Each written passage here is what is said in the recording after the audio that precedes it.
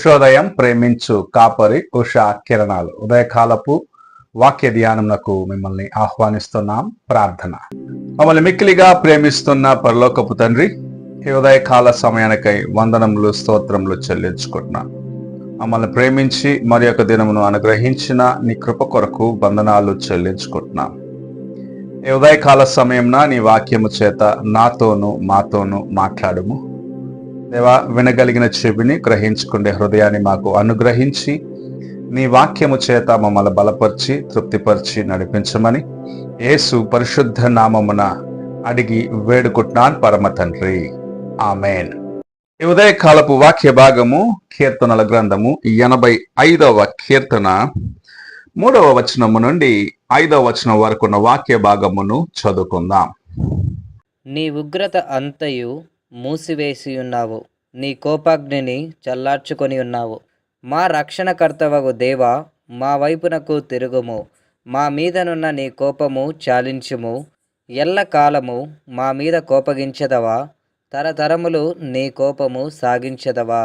కీర్తనాకారుడు దేవుడు చేసిన మేళ్లను, ఆయన చేసిన గొప్ప కార్యములను మొదటి 2 వచనములలో చెప్పటం చూడగలము. నీవు మమ్మల్ని ఆశీర్వదించినావు, నీవు మమ్మల్ని బాగు చేసినావు, మమ్మల్ని విడిపించినావు అన్న కార్యమును జ్ఞాపకం చేసుకుంటూ మరలా మమ్మల్ని కనికరించుము, మరలా మమ్మల్ని స్థిరపరచుము. మేము దూరముగా వెళ్ళిపోయినాము, నీ యొక్క దృష్టికి దూరం అయిపోయి నీ ఉగ్రతకు గురి అయిన మమ్మల్ని క్షమించుము, బాగు చేయము అన్న రీతిగా దేవుని సన్నిధిలో ప్రార్థించటం చూడగలము.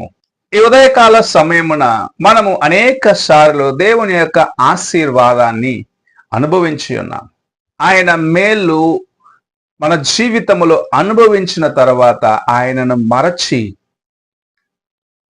ఈ లోకము ఆకర్షించటాన్ని బట్టి దేవునికి అయిష్టమైన కార్యములు చేయించు, దేవుని దుఃఖపరుస్తూ ఆయనను నిర్లక్ష్యపరుస్తూ జీవిస్తున్నప్పుడు ప్రభు మనల్ని అనేక సార్లు ఇలాంటి పరిస్థితుల గుండా తీసుకువెళ్తూ ఉంటాడు. అనగా మనము ఆయన మనల్ని సంరక్షించిన దినములలో ఎంత ఆశీర్వాదం ఉన్నది అని గ్రహించుకుంటున్నట్లుగా, మనకు ఆయన సహాయం ఉన్నప్పుడు మన జీవితము ఎంత ఆశీర్వాదకరముగా ఉన్నది, ఇరుకులో ఎలాగో ఆయన విశాలతనిచ్చినాడు, బానిసత్వం లాంటి జీవితంలో నుండి ఆయన ఎలాగో విడిపించినాడు అన్న కార్యములను నీవు నేను జ్ఞాపకం చేసుకునే రీతిగా ప్రభు అనేక సార్లు అనేకమైన పరిస్థితుల గుండా మనల్ని తీసుకొని వెళ్తాడు.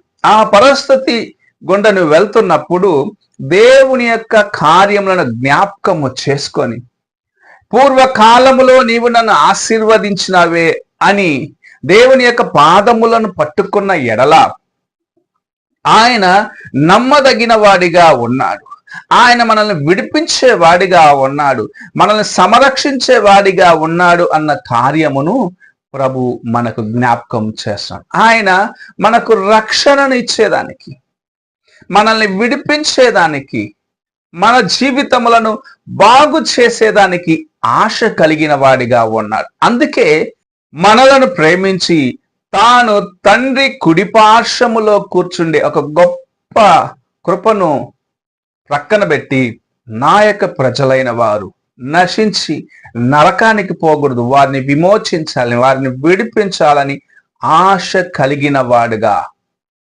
ప్రభు మన కోసము ఈ లోకమునకు దిగివచ్చి నీకు నాకు విడుదలను ఇచ్చేదానికి ఈ భూమికి వచ్చిన దినములను మనం జ్ఞాపకం చేసుకుంటాం.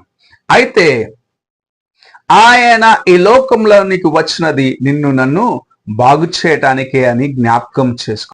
అనేక సార్లు బానిసత్వంలో ఉన్న పరిస్థితిలో ఉన్నప్పుడు ఆయన మనల్ని విడిచిపెట్టినాడేమో అని అనుకుంటాము, కానీ ప్రభు ప్రక్కనే ఉండి చూస్తా ఉంటాడు. ఎప్పుడు నా కుమారుడు నా వైపు చూస్తాడు, ఎప్పుడు నా కుమార్తె నా వైపు చూస్తుంది, ఇంకా నన్ను పిలవలేదే అని ప్రభు నీ ప్రక్కనే ఉండి చూస్తూ ఉన్నాడు. నీకు విడుదల ఇవ్వాలి, నిన్ను బలపరచాలి, నిన్ను ఆశీర్వదించాలని ఆశతో నీకోసము తన చేతులను చాచి వేచి ఉన్నాడు.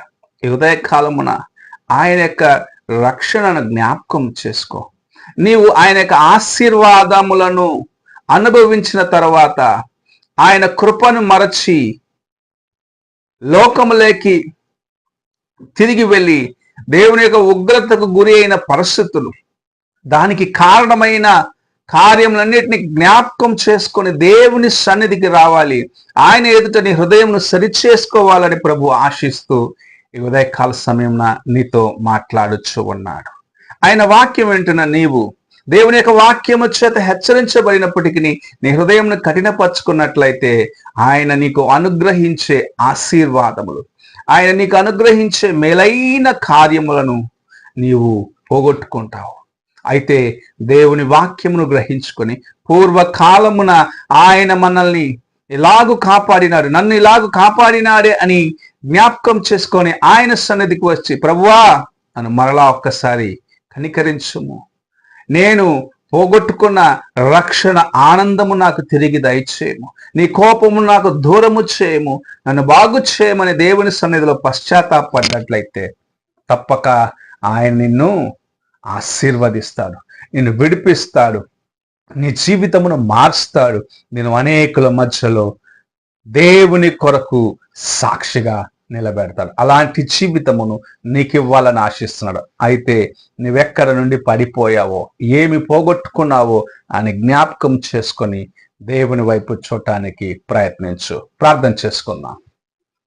మమ్మల్ని మిక్కిలిగా ప్రేమిస్తున్న పరలోకపు తండ్రి, ఈ ఉదయకాల సమయమున మాకు అనుగ్రహించిన నీ వాక్యంను బట్టి స్తోత్రములు చెల్లించుకుంటూ, తండ్రి మేము ఎలాంటి స్థితిలో ఉన్నామో అని గ్రహించుకొని, నీ కృపను పోగొట్టుకొని, నీ యొక్క నాయన ఆశీర్వాదాలను పోగొట్టుకొని, నీ ప్రేమను పోగొట్టుకొని మేము జీవిస్తున్న ప్రతిదినము ఎంత భయంకరముగా ఉంటుందని గ్రహించుకొని నీ వైపు చూసి ముందుకు కొనసాగేదానికి మేము నీ యొక్క అడుగు జాడలను కనుగొని వాటిలో నడిచేదానికి మాకు సహాయము చేయమని యేసు పరిశుద్ధ నామమున అడిగి వేడుకుంటున్నాను పరమ తండ్రి, ఆమెన్.